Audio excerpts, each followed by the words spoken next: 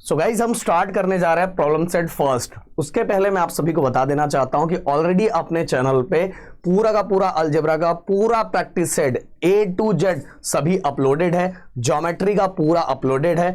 आप चाहिए तो अभी स्टार्ट कर सकते हो, और वो भी हमने फ्रेश फिट से बनाया है। 6-7 महीने पहले का लेक्चर पूरा हमने नए तरीके से नए सिरे से फिर से डिजिटल बोर्ड पे हमने अपलोड किया है। आप चाहिए तो पढ़ना स्टार्ट कर सकते हो। इसी के साथ गाइस आप सभी के लिए साइंस 1, साइंस 2, लैंग्वेजेस, SST सभी कुछ अपने चैनल में प्रेजेंट है, जिसको आप देख के अपनी पढ़ाई फटाफट स्टार्ट कर सकते हो। और एक और चीज गाइस देखो, पिछले साल मतलब 6-7 महीने पहले ही जब बच्चों की मांग थी, सबसे डिफिकल्ट उनको फाइनेंशियल प्लानिंग लग रहा था, तो फाइनेंशियल प्लानिंग के प्रैक्टिस सेट के साथ ही मैंने उस समय उनका प्रॉब्लम और दोनों प्रॉब्लम सेट मैंने करवाया है। अगर आप चाहिए, आपकी अच्छी खासी प्रैक्टिस आपको करना है तो देख के स्टार्ट कर सकते हो। तो 4th और 5th का मैंने बना दिया था, बट 1st, 2nd, 3rd ये रह गया था, तो मैं चाहता हूं कि इस बार मैं स्टार्ट करूं। अगर आप लोगों का सपोर्ट और प्यार दिखा तो ये सीरीज कंटिन्यू जारी रहेगी। तो गाइस जितना हो सके अपने ग्रुप में शेयर करो, हर जगह तक पहुंचा दो। और डिस्क्रिप्शन में टेलीग्राम का लिंक भी दिया हुआ है, और मेरा इंस्टाग्राम है ऑफिशियल इंस्टाग्राम भी, उसको भी आप फॉलो कर सकते हो। तो चलो स्टार्ट करते हैं करके। सबसे पहली बात तो गाइस फर्स्ट कुछ MCQ दिया हुआ है। MCQ में क्या लिखा हुआ है? Choose correct alternative for each of the following question. To draw graph of 4x + 5y = 90, find y when x = 1। Okay, so अगर हम यहां बात करें तो सबसे पहले हमें जो इक्वेशन दिया हुआ है, इक्वेशन 4x + 5y = 19, ये हमारा इक्वेशन दिया हुआ है। इसको बाहर लेके जाओ थोड़ा। 19 और x की वैल्यू कितनी लिखी है? x = 1। और अपने को क्या फाइंड करना है? y = क्वेश्चन मार्क दिया है, मतलब y की वैल्यू फाइंड करनी है। तो दोस्तों बहुत ज्यादा सिंपल है, इतना ज्यादा आसान है कि हम क्या ही कहें, क्या ही बताएं आपको। बस इसको पहले मैं अच्छे से थोड़ा अंडरलाइन कर दूं, और यहाँ 4x + 5y = 19। अब y की वैल्यू फाइंड करनी है, और x के जगह पे कितना रखना है? 1। x के जगह पे 1 रखना है, तो x के जगह पे हमने 1 रख दिया। ये देखो 4 1s are 4। अब +4 इक्वल के उस साइड गया तो क्या हो गया? -4 हो गया। अब गाइस 19 में से अगर 4 हम माइनस करेंगे तो आप सभी को पता है कितना बचता है? 15 बचता है। अब दूसरी बात अगर हम करें, सो गाइस देखो 5 और y, 5 के साथ y मल्टीप्लाई हो रहा है, इक्वल के इस साइड आएगा तो क्या हो जाएगा? डिवाइड हो जाएगा। तो 15/5, तो 5 3 जा कितना हो जाएगा मेरे दोस्त? 15 हो जाएगा। तो y की वैल्यू हमें मिल गई। तो अब देखो y किधर दिया हुआ है? y = 3, मतलब 3, मतलब तो y की वैल्यू 3 है, तो ये अपना b। तो हमारे MCQ में b क्या है? हमारा सही है। अब चलो बढ़ते हैं आगे।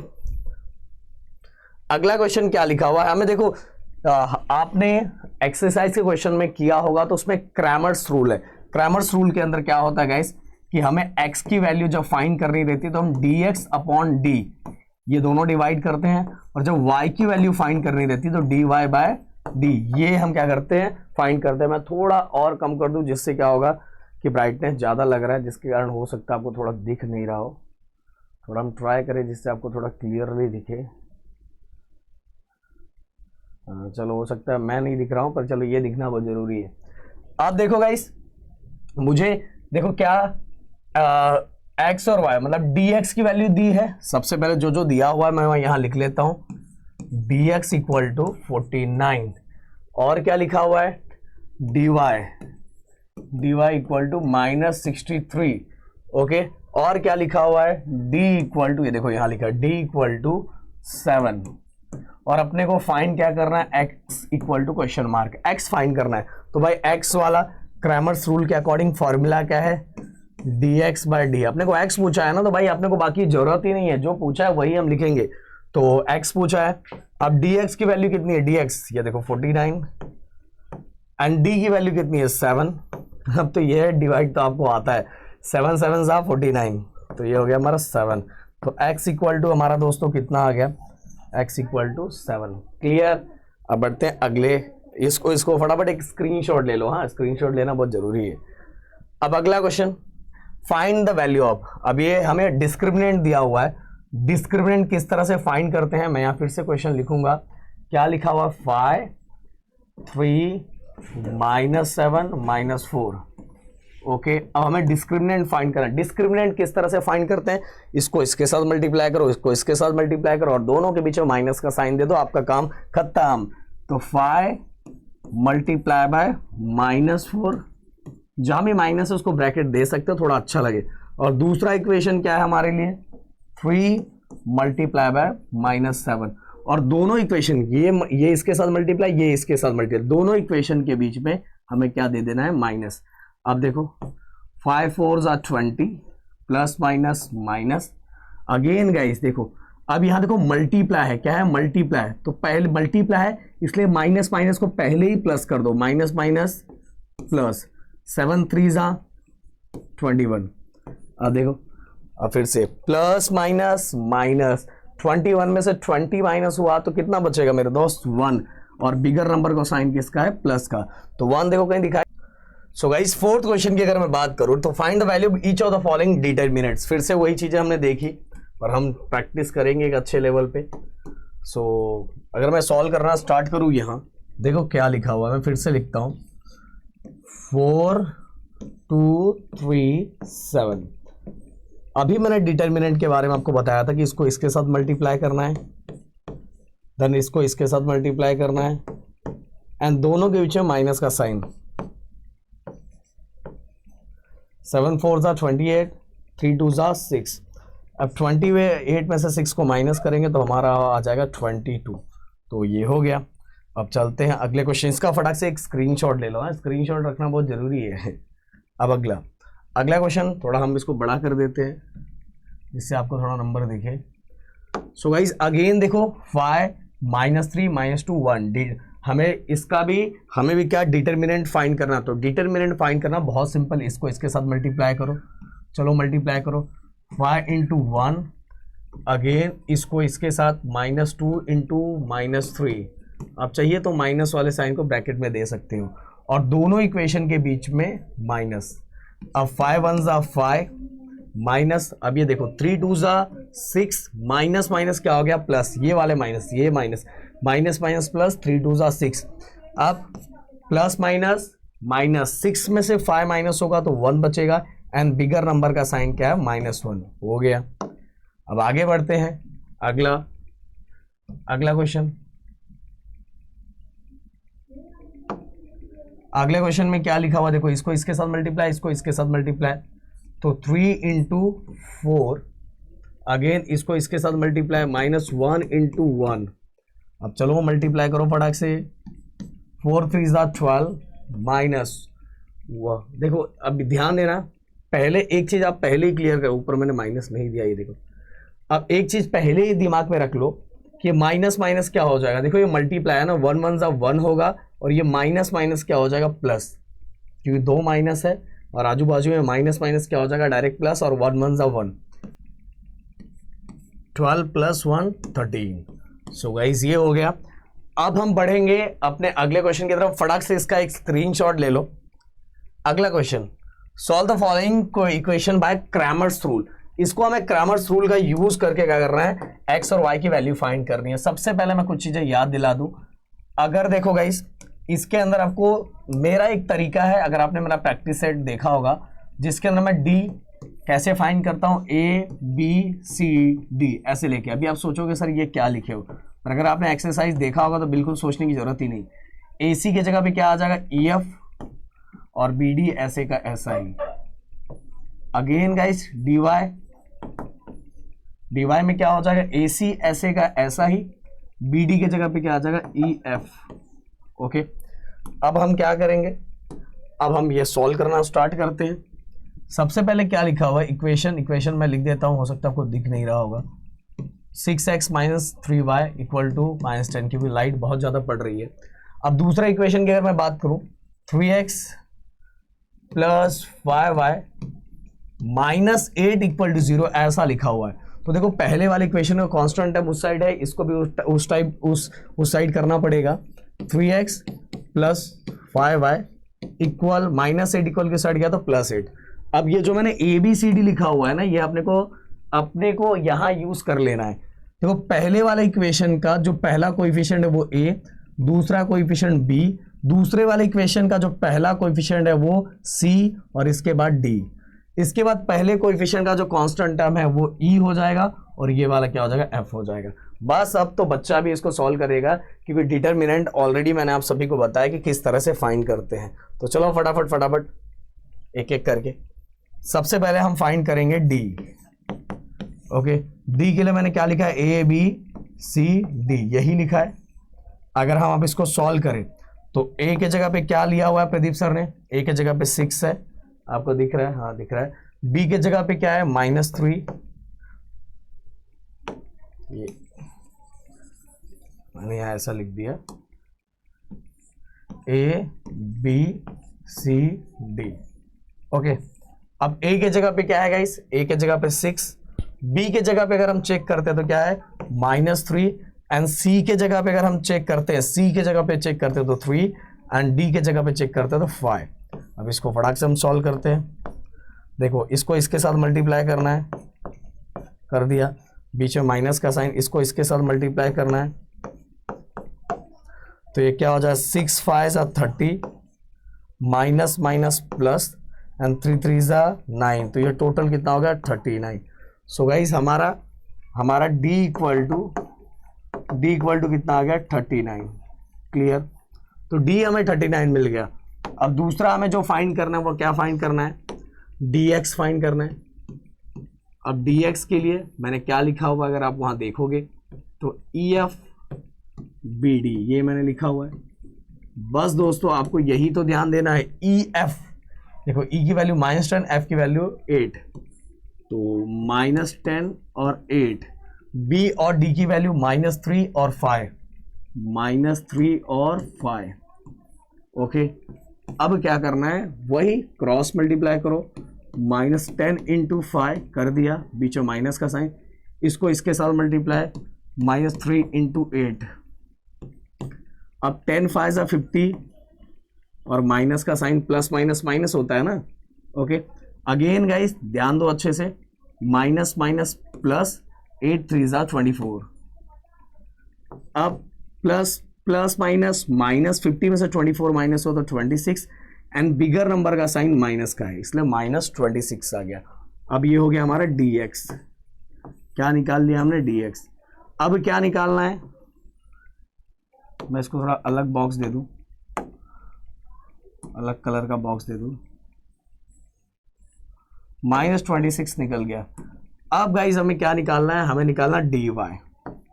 तो dy के लिए क्या था, सबसे पहले AC वैसे का वैसा और EF यही था dy। अब अगर हम इसको सॉल्व करें तो a की वैल्यू कितनी है, ये देखो a और c, 6 और 3, 6 और 3, तो 6 और 3 मैं लिख देता हूँ। देन इसका EF -10 और 8, -10 और 8। क्लियर, अब इसको हम सॉल्व करेंगे, 6 8 6 48, बीच में माइनस, 10 3 30, बट ये माइनस है इसलिए -30। अब अगर हम इसको सॉल्व करें तो 48 माइनस माइनस प्लस 30, और 48 में से अगर मैं 30 प्लस करूं तो भाई ये हो जाएगा हमारा 78। क्लियर, तो हमें dy मिल गया, हमें क्या मिल गया, हमें d मिल गया, dx मिल गया, और ये हमारा, अगर मैं यहाँ कहाँ लिखूँ, थोड़ा इसको छोटा सा कर देता हूँ, थोड़ा छोटू से करूँ तो मैं यहाँ लिख देता हूँ अच्छे से कलर में dy। तो dy इक्वल टू क्या आ गया मेरा 78। तो तीनों चीजें मिल गई। अब बस मुझे क्या करना है, क्रैमर्स रूल का यूज करना है, एकदम प्यारा सा। तो हम लिखेंगे यहाँ by using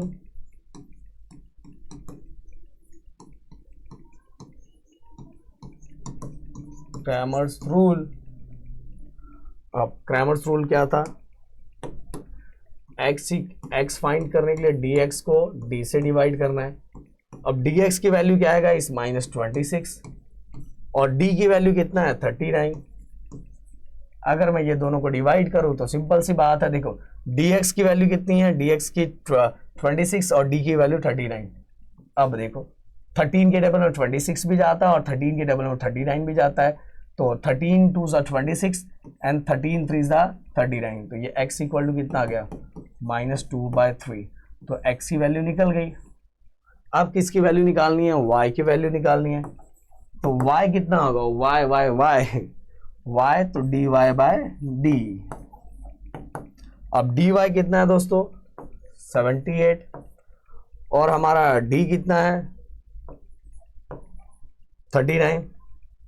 अगर मैं इसको डिवाइड करूं तो आपको दिखाई दे रहा है 39 1 39, 39 2 ज़ा 78, तो y इक्वल टू क्या आ गया 2 आ गया। तो ये हमारा दोनों चीज मिल गया और x की वैल्यू मिल गई, y की भी वैल्यू मिल गई। अब आप फाइनल स्टेटमेंट में क्या लिखोगे, therefore the solution of the given equation is, bracket डालोगे -2/3 एंड 2। ओके, अब इसका मैं साइड हट जाता हूँ, एक अच्छा सा स्क्रीनशॉट ले लो, हम बढ़ते हैं अगले क्वेश्चन की तरफ। सो अगला क्वेश्चन क्या लिखा हुआ, थोड़ा हम इसको बड़ा कर दें। क्या लिखा हुआ है अगला क्वेश्चन, अगले क्वेश्चन में सेम वैसा ही है यार, क्या अलग है, कुछ नहीं। 4m -2n which is equal to -4 and दूसरा है 4m और क्या है +3n which is equal to 16। बस सब चीजें सब सही है, वेरिएबल कोएफिशिएंट एक साथ, कांस्टेंट उधर, वेरिएबल कोएफिशिएंट एक साथ, कांस्टेंट उधर। बस अब इसके ऊपर ABCD लिख दो, जो आपके लिए बहुत आसान हो जाएगा, क्रैमर्स रूल। ये होगा हमारा ABCD, ये E और F। बस अब हमें सॉल्व करना है, बाकी कोई टेंशन लेने वाली बात नहीं है। सबसे पहले हम फाइंड करेंगे D। तो D के लिए सर ने क्या बताया था, ABCD। तो चलो सबसे पहले हम लिख लेते हैं, A की वैल्यू कितनी है, देखो 4 और B की वैल्यू कितनी है, मैं ये ऐसा ही लिख देता हूँ यार बार बार, AC।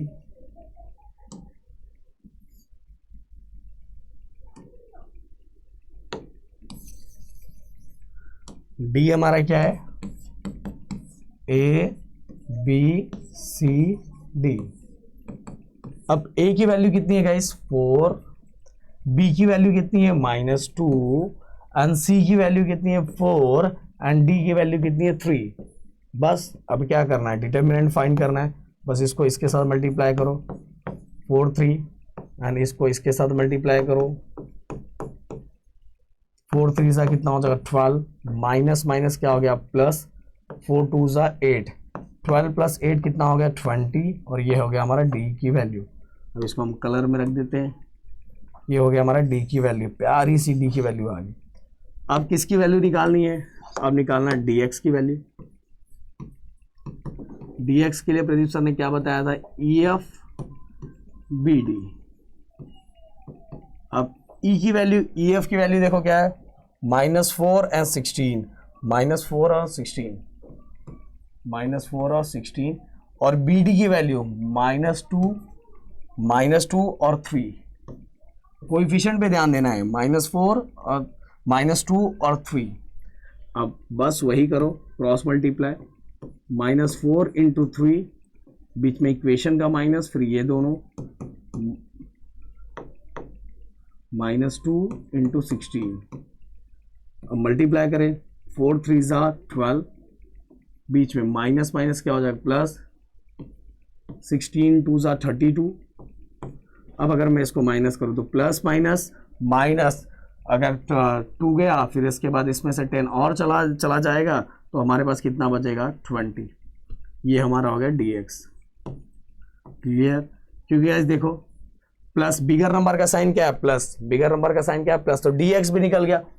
अब क्या निकालना है अपने को, dy निकालना है। dy के लिए प्रदीप सर ने क्या बताया था, ACEF। ओके, अब a और c की वैल्यू कितनी है, a और c की वैल्यू देखो 4 4 और EF की वैल्यू कितनी है -4 एंड 16, -4 एंड 16। बस क्या करना है, इसको इसके साथ मल्टीप्लाई करना है, 4 को 16 के साथ, बीच में माइनस, ये इसके साथ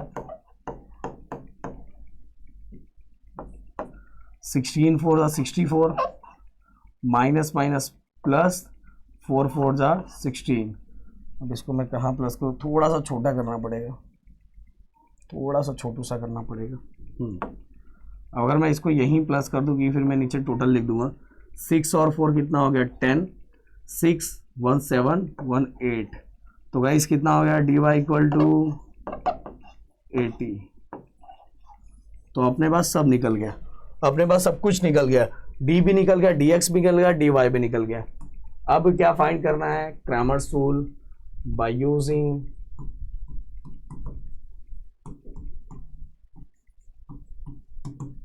Cramer's rule, x equal to कितना हो जाएगा dx बाय d। अब dx की वैल्यू कितनी है 20 और d की वैल्यू कितनी है 20, 20 20 कैंसिल होकर x इक्वल टू कितना आ जाएगा 1। और y अगर हम फाइंड करें तो dy बाय d। अब dy कितना है 80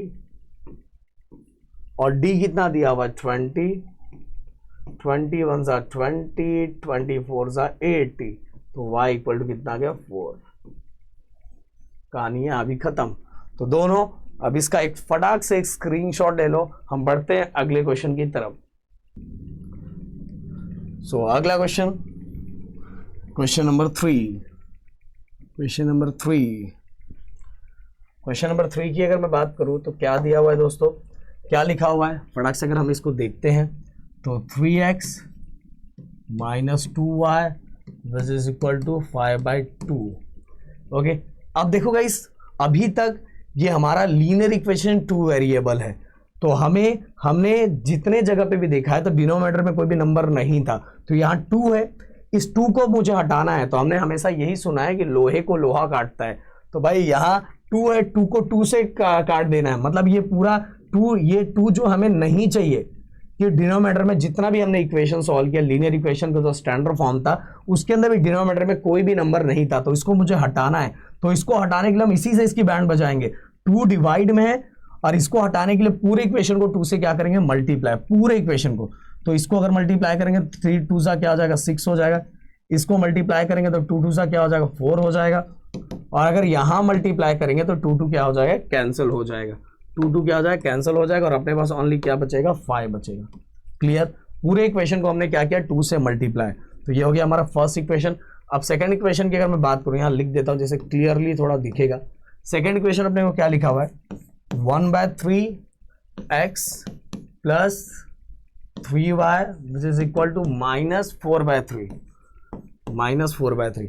फिर से गाइस डिनोमिनेटर में आपको 3 3 दिखाई दे रहा है, तो ये स्टैंडर्ड फॉर्म से मैच नहीं हो रहा है, तो मुझे ये 3 हटाना है। तो मैंने अभी आपको बताया कि लोहे को लोहा से काटना है, तो मतलब ये 3 है, 3 को 3 से काटना है, 3 डिवाइड में है तो पूरे इक्वेशन तो 3 से मल्टीप्लाई करो, यहां मल्टीप्लाई करेंगे तो 3 3 कैंसिल हो जाएगा, ओनली क्या बचेगा x और 1, x 1 सा x ही होता है। ओके, अब यहां मल्टीप्लाई करूंगा 3 से तो 3 3 सा कितना हो जाएगा 9 हो जाएगा, और यहां मल्टीप्लाई करूंगा तो अगेन 3 3 कैंसिल होकर ओनली क्या बचेगा -4। ये होगा हमारा इक्वेशन नंबर 2।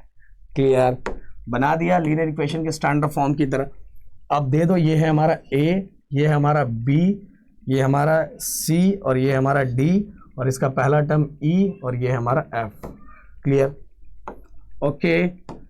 अब हम लिखेंगे अपना वही वाला d, क्या बताया था सर ने a b c d। अब a कितना है 6, b कितना है, b देखो कितना है -4, c कितना है, c देखो यहाँ कुछ नहीं दे रहा, मतलब कोएफिशिएंट इसका 1 है, एंड d कितना है, d देखो 9 है। अब बस अब इसको सॉल्व करना है, सॉल्व करो, 6 9 ज़ा 54, देन इसके बाद -4 1 ज़ा 4, और इसके साथ माइनस है इसलिए माइनस माइनस ये क्या हो जाएगा प्लस हो जाएगा। तो 54 + 4 ये हो जाएगा हमारा 54 + 4 58, और 58 है किसकी वैल्यू आ गई है, मैं थोड़ा यहाँ छोटा करके ऐसे लिख दूं जिससे आपको बाद में क्लियर दिखे। ये क्या हो जाएगा d इक्वल टू 58, ये हमारा d की वैल्यू आ गई। क्लियर क्लियर, चलो भाई ये आप इधर कहाँ से आ गए, इसको हम थोड़ा हटा देते हैं। अब दूसरा हमें निकालना है, हमें दूसरा निकालना किसकी वैल्यू, dy की, dx की वैल्यू। तो dx के लिए प्रदीप सर ने क्या बताया था, EF BD, ओके। और EF E कितना है 5, F भी साथ में लिख दो -4, और BD -4 और 9, -4 और 9। क्लियर। अब क्या करना है, बस क्रॉस मल्टीप्लाई करो, 5 × 9 -4 × -4, ओके। 9 5 = 45, -4 4 = 16, और माइनस माइनस प्लस, यही करने के लिए मैंने ये अभी लिख के दिखाया आप लोगों को। 4 4 = 16, माइनस माइनस क्या हो गया, प्लस हो गया। अब गाइज यहां ध्यान दो अच्छे से, अब 15 में से 6 माइनस हुआ तो 9 बचेगा, एंड देन अगेन गाइज 3 में से 1 माइनस, 3 में से 1 माइनस हो तो 2 बचेगा। ये हो गया हमारा 29। ये क्या निकल गया, हमारा dx निकल गया, तो dx भी हमने निकाल दिया। देन इसके बाद गाइज अब dy की बात करेंगे। dy के लिए प्रदीप सर ने क्या बताया, प्रदीप सर ने बताया AC EF, ओके। अब AC की वैल्यू 6 और C की वैल्यू देखो कुछ नहीं दिखाई दे रहा, मतलब 1, और EF की वैल्यू 5 और -4, 5 और -4। क्लियर। दोनों को मल्टीप्लाई करो, 6 4 = 24, और माइनस का साइन, अगेन बीच में माइनस, 5 1 = 5। अगर मैं दोनों को प्लस करूँ, माइनस माइनस प्लस, 24 + 5 -29। ये हो गया हमारा dy। तो भाई dy भी निकल गया। dy को एक बॉक्स बना दो मेरे दोस्त, ये बना दिया। अब bye using Cramer's rule, Cramer's rule का यूज करके x का क्या होता है, dx/d। dx कितना है, dx 29 है, और d कितना है 58। तो अगर मैं इसको डिवाइड करूँ, 29 1 = 29, 29 2 = 58, तो x इक्वल टू कितना आ गया, 1/2। और y की अगर मैं बात करूँ, y कैसे निकालते हैं, dy/d। तो dy कितना है -29, और d कितना है 58। तो 29 1 = 29, 29 2 = 58, और ये माइनस का साइन, तो y equal to -1/2। Okay, so guys दोनों आ गया। एक का वैल्यू है 1/2, दूसरे का वैल्यू है -1/2। तो फटाक से इसका स्क्रीनशॉट ले लो। हम बढ़ते अगले क्वेश्चन की तरफ। अगला क्वेश्चन, ये क्वेश्चन का मैं आपको इक्वेशन बना के दे दूंगा, बस आपको सॉल्व वैसा ही करना है। बस इक्वेशन बना दूंगा, क्योंकि हो सकता है बहुत सारे बच्चों को इक्वेशन इसका बनाने में ये देख के डर जाए। तो भाई देखो, टोटल 3 अपने को इसके अंदर 3 इक्वेशन दिया है, और 3 इक्वेशन में से 2 इक्वेशन यूज करके हमें लीनियर इक्वेशन बनाना है, लीनियर इक्वेशन के स्टैंडर्ड फॉर्म की तरह बनाना है। तो x + y - 8/2, एक हम ये ले लेते हैं, एक छोटा सा वाला ले लेते हैं। कोई भी 2 लेके इक्वेशन बना सकते हो। 3x - 1 y/4। ओके, अब बना लो इसको इसके साथ, इसको ये 4 को इसके साथ, इसको 2 के साथ इसके मल्टीप्लाई करो। देखो मल्टीप्लाई करें, x + y - 8 कर दिया। अब 2 को इसके साथ मल्टीप्लाई करो, कर दिया। बस ब्रैकेट ओपन करो, 4x 4y 32, 8 4 = 32, देन 3 2 = 6, 2y, 2 को y के साथ मल्टीप्लाई किया। अब देखो गाइस, एक आपके मन में क्वेश्चन आएगा कि हमें x और y एक पास में करना है, x और y एक जगह पे करना, पर किधर करें, इधर भी xy इधर भी x। तो जिधर वाला x का कोएफिशिएंट बड़ा है उस साइड सब करो, इसको चेंज मत करो, इसको हम ऐसे ही रखेंगे। देखो ऐसे ही रख रहे, 3x - 2y ऐसे ही हमने रखा। इसके पास हम इसको लाएंगे, यही साइड आएगा तो -4x, यही साइड आया तो -4y, और ये अपनी जगह पे ही रह गया, क्योंकि आप सभी को पता है कांस्टेंट टर्म को हमें एक साइड रखना है। तो ये पूरा इस साइड आ गया और ये अपनी जगह पे ही है, तो -32। अब देखो x और x को माइनस प्लस कर सकते हैं। 6x में से 4x गया तो अपना कितना बचेगा, 2x बचेगा, एंड -2y, माइनस माइनस क्या हो जाएगा मेरे दोस्त, माइनस माइनस हो जाएगा प्लस, तो ये हो जाएगा हमारा 6y और इक्वल टू -32। ये देखो मैंने क्या किया, x और x, 6x में से 4x गया तो 2x, माइनस माइनस प्लस, 4 और 2 कितना होगा 6, माइनस माइनस प्लस और माइनस का साइन। इसको थोड़ा और सिंप्लीफाई हम कर सकते हैं, छोटा कर सकते हैं, क्योंकि पूरे इक्वेशन को अगर हम 2 से डिवाइड कर दे, 2 से अगर हम डिवाइड कर दे, 2 से डिवाइड कर दे, 2 से डिवाइड कर दे, तो क्या होगा, 2 कैंसिल होकर x बचेगा, यहाँ 2 को 6 से डिवाइड करेंगे तो 3 बचेगा, यहाँ डिवाइड करेंगे तो 16 बचेगा। तो इक्वेशन जिससे क्या हो जाएगा, छोटा हो जाएगा, इक्वेशन क्या हो जाएगा, छोटा हो जाएगा, इसलिए होल इक्वेशन डिवाइडेड बाय 2। तो यहाँ बचेगा x, यहाँ बचेगा 3y, क्योंकि 6 को 2 से डिवाइड करेंगे तो 2 3 6 होता है, और 32 को अगर मैं 2 से डिवाइड करूँ तो 16 बचेगा। तो ये बन गया हमारा फर्स्ट इक्वेशन, बन गया ना लीनियर इक्वेशन की तरह। क्या टेंशन ले रहे थे, बन गया लीनियर इक्वेशन की तरह। फिर वही काम करना है, ए बी हो जाएगा और ये ई हो जाएगा।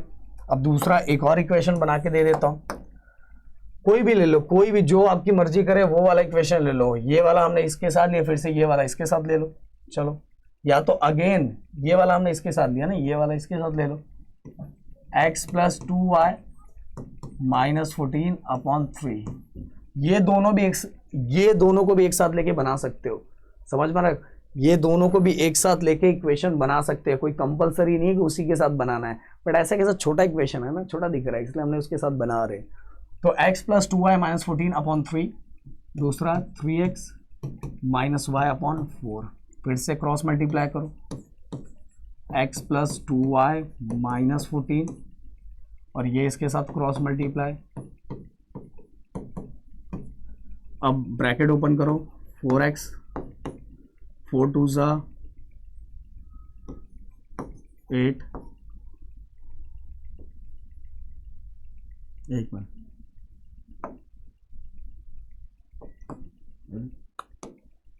14 4 ज़ा 56,